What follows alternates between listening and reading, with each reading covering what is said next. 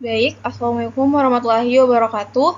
Perkenalkan, nama saya Nabila Salsabila, NIM G701220253. Di video kali ini, saya akan menjelaskan mengenai farmakokinetika ibuprofen atau bagaimana struktur kimia dari ibuprofen itu mempengaruhi proses absorpsi, distribusi, metabolisme, dan ekskresinya di dalam tubuh.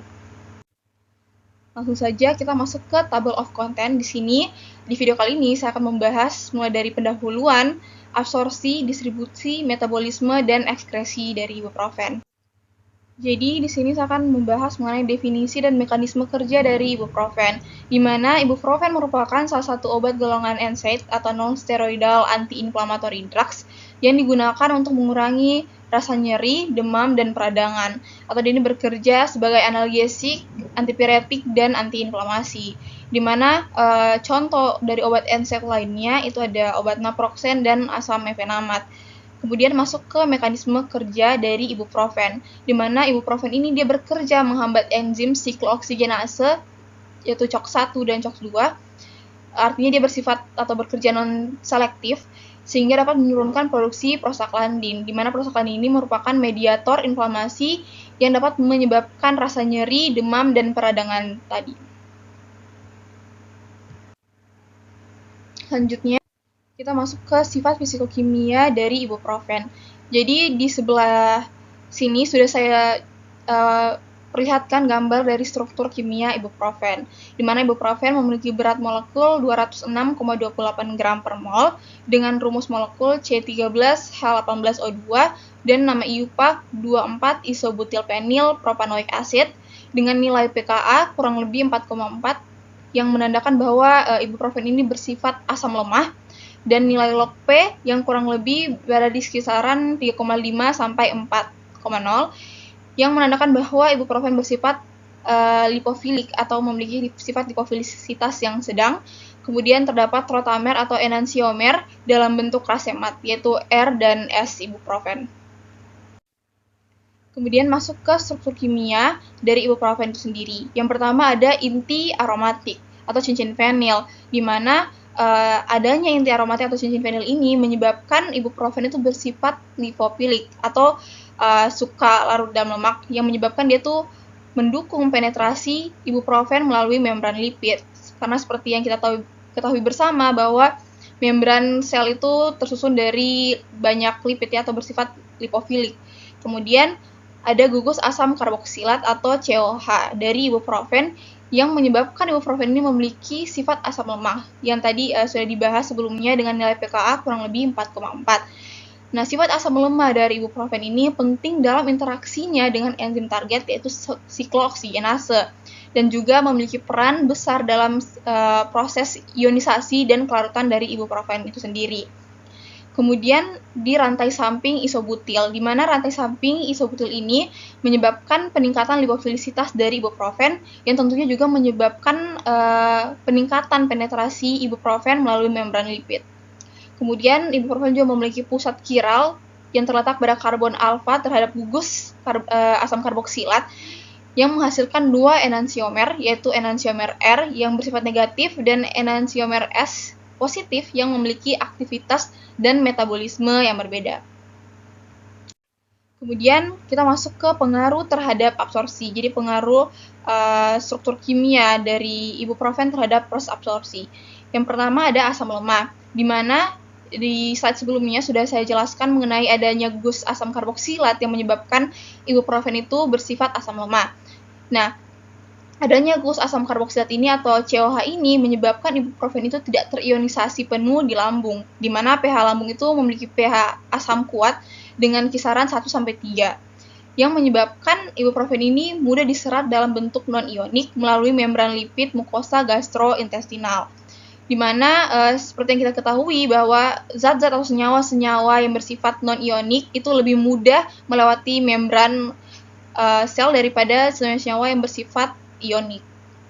Kemudian ada sifat lipofilik dari cincin fenil dan rantai isobutil yang mendukung proses difusi pasif atau perpindahan dari konsentrasi tinggi ke konsentrasi yang lebih rendah, karena membran sel juga memiliki sifat lipofilik.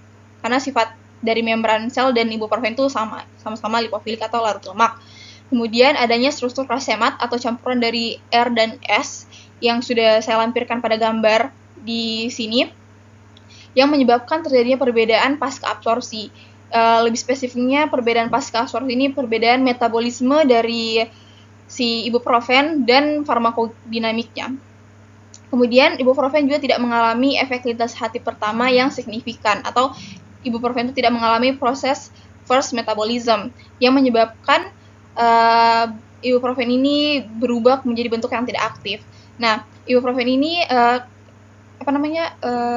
tahannya ibuprofen atau sedikitnya ibuprofen yang mengalami metabolisme di hati menunjukkan stabilitasnya yang relatif terhadap enzim usus dan lambung. Kemudian ada pengaruh terhadap distribusi, di mana afinitas yang tinggi terhadap albumin plasma merupakan salah satu sifat dari ibuprofen. Nah, afinitas yang tinggi ini disebabkan oleh adanya interaksi gugus karboksilat atau COH yang bermuatan negatif dengan kantong pengikat atau albumin yang bersifat basa. Kemudian struktur ibuprofen yang relatif kecil dan memiliki sifat yang lipofilik memungkinkan penetrasi ke jaringan, terutama ke jaringan yang mengalami inflamasi. Namun ibuprofen ini tidak mudah untuk menembus sawar darah otak atau blood-brain barrier. Kemudian adanya enantiomer, seperti sebelumnya kan saya sudah sebutkan bahwa ibuprofen memiliki enantiomer R dan S. Nah, di proses distribusi ini saya menjelaskan bahwa enantiomer S itu dia lebih efektif secara farmakologis. Jadi proses distribusi dari si ibuprofen ini dia tergantung pada rasio S, enantiomer S atau R yang terdapat pada plasma. Kemudian pengaruh terhadap metabolisme, di mana pusat kiral pada ibuprofen menjadikan metabolisme enantioselektif terjadi, yaitu perubahan R enantiomer menjadi S enantiomer melalui jalur koenzim A oleh AMACR atau alpha metilasil koenzim resmase. Nah, konversi dari R ke S ini penting karena hanya S ibuprofen lah yang menghambat enzim CHOX atau siklooksidinase secara efektif. Nah, kemudian ada metabolisme utama di hati oleh enzim CYP2C9 yang memodifikasi rantai samping isobutil melalui hidroksilasi menjadi 2-hidroksi ibuprofen dan gugus karboksilat melalui proses oksidasi menjadi karboksi ibuprofen. Nah, di mana perubahan dari rantai samping isobutil menjadi 2-hidroksi ibuprofen itu menyebabkan penurunan lipofilisitas dari ibuprofen sehingga dia tuh sulit untuk melewati membran. Nah, penurunan lipofilisasi ini terjadi karena penambahan gugus OH yang membuat molekul dari ibuprofen itu bersifat lebih hidrofilik. Kemudian dia juga menyebabkan peningkatan kelarutan terhadap air sehingga dia lebih mudah larut dalam plasma dan dalam urin untuk dikeluarkan nanti atau diekskresikan nanti. Kemudian perubahan dari menjadi 2-hidroksi ibuprofen ini juga menyebabkan aktivitas farmakologi dari ibuprofen itu menurun. Karena 2-hidroksi ibuprofen itu dia tidak efektif dalam menghambat enzim siklooksidinase seperti ibuprofen yang asli ya, sebelum mengalami perubahan atau sebelum mengalami proses hidroksilasi.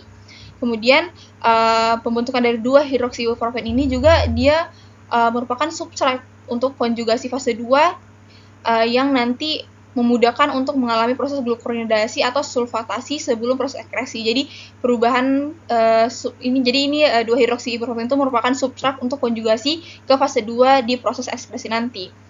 Kemudian untuk gugus karboksilat sendiri yang mengalami proses oksidasi menjadi karboksi ibuprofen, itu dia meningkatkan kelarutan air ibuprofen secara drastis. Kemudian juga dia menyebabkan ibuprofen itu tidak aktif secara farmakologis dan menyebabkan proses ekskresi dari ibuprofen itu menjadi lebih cepat karena polaritasnya yang tinggi dan mudah dikeluarkan melalui urin.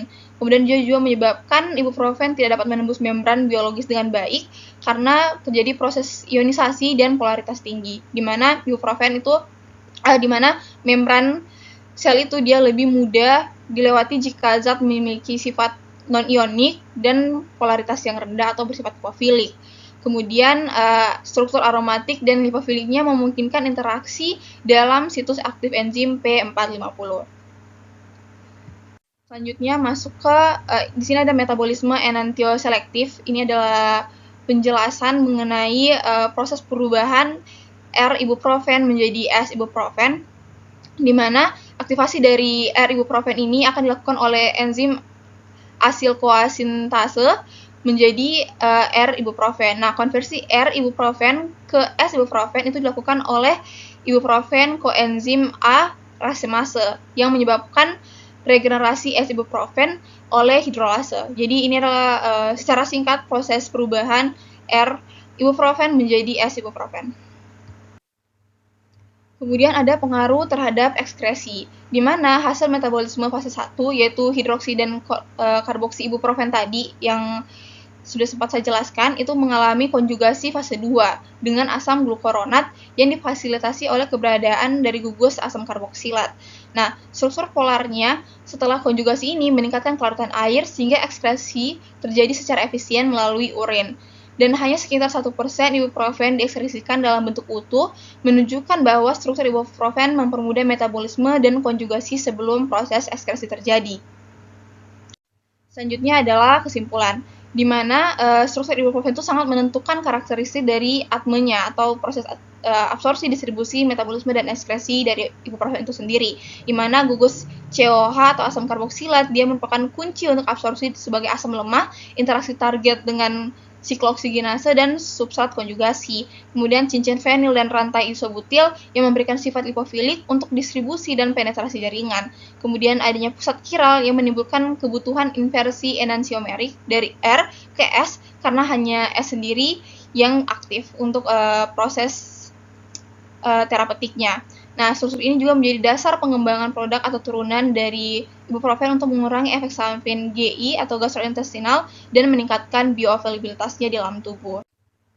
Baik, saya rasa sekian penjelasan mengenai farmakokinetika dari ibuprofen dan bagaimana struktur kimia ibuprofen mempengaruhi proses absorpsi, distribusi, metabolisme, dan ekskresinya.